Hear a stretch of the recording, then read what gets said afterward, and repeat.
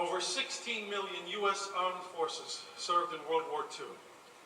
They said they just did what needed to be done, but we will always be humbled by their courage, their patriotism, and their unswerving dedication. Over 400,000 Americans sacrificed their lives and more than 600,000 were injured across 6 continents and every ocean. Our gratitude to these brave souls has no bounds.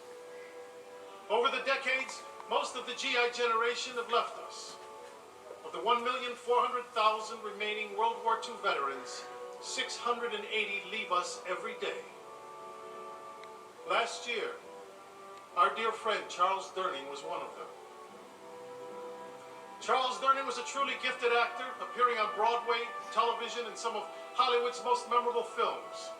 He was the recipient of a Tony, 2 Academy Award nominations, 9 Primetime Emmy nominations, and the Screen Actors Guild Lifetime Achievement Award. Yet, it is his service as a young private in World War II, his Silver Star, Bronze Star, and 3 Purple Hearts that we remember tonight. Year after year, he was a stalwart supporter of our nation's Memorial Day concert.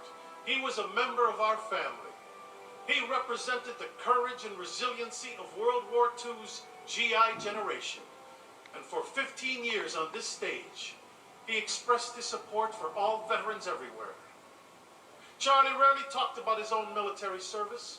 He once told an interviewer, "I don't want you to see me crying." But in 2004, he did speak on this stage of his experience as a 21-year-old facing a baptism by fire on D-Day on the first wave at Omaha Beach.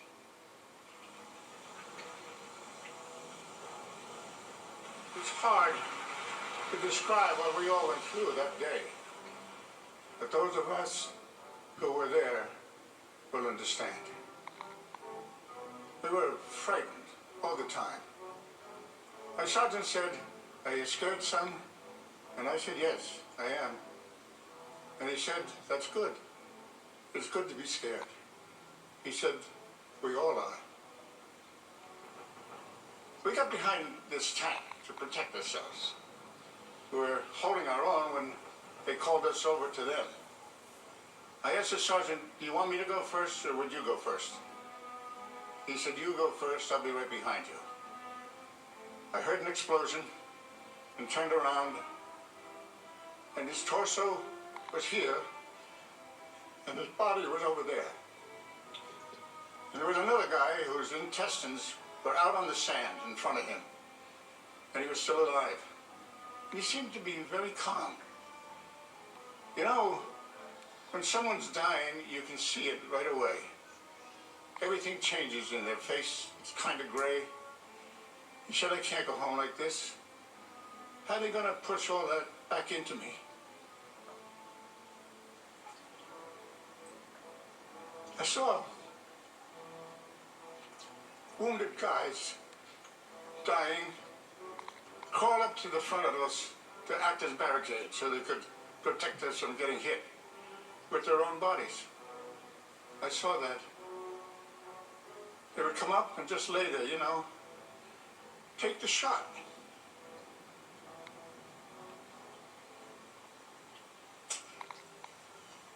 Once we got up to the bluff, you could see for miles. There was this eerie sight of bodies which looked like driftwood floating in the water. The beach was covered with the bodies of American soldiers.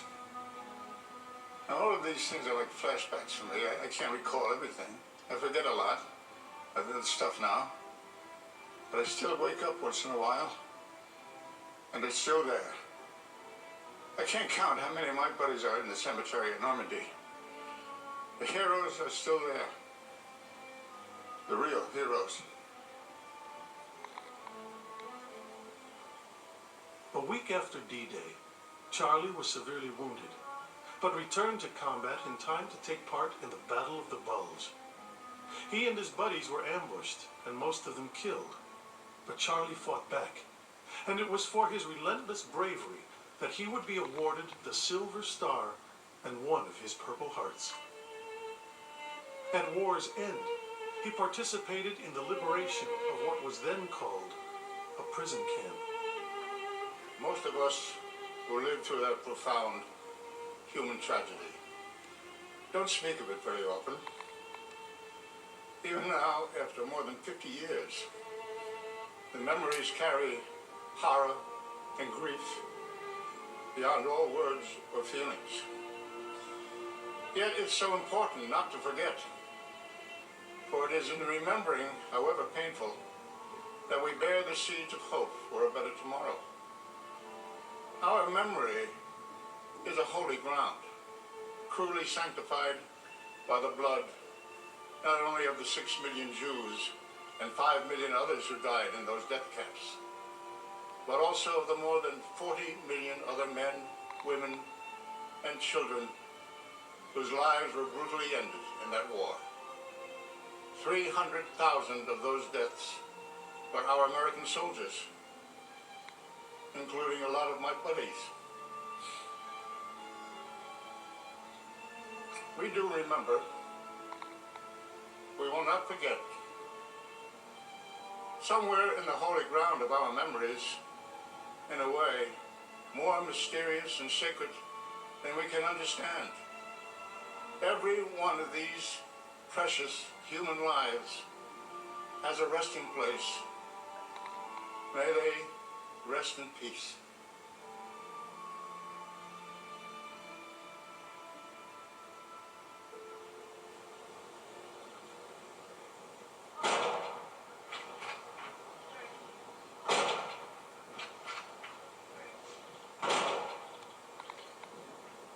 On February 21st, 2013, Charles Durning was buried with military honors at Arlington National Cemetery.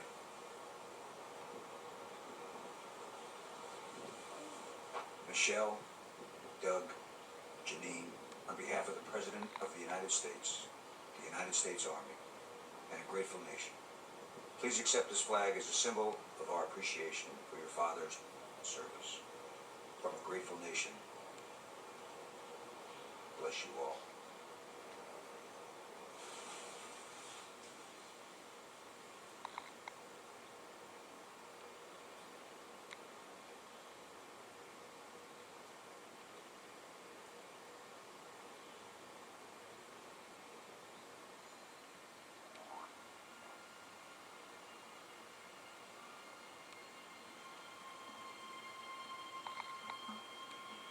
Charlie, we will never forget you.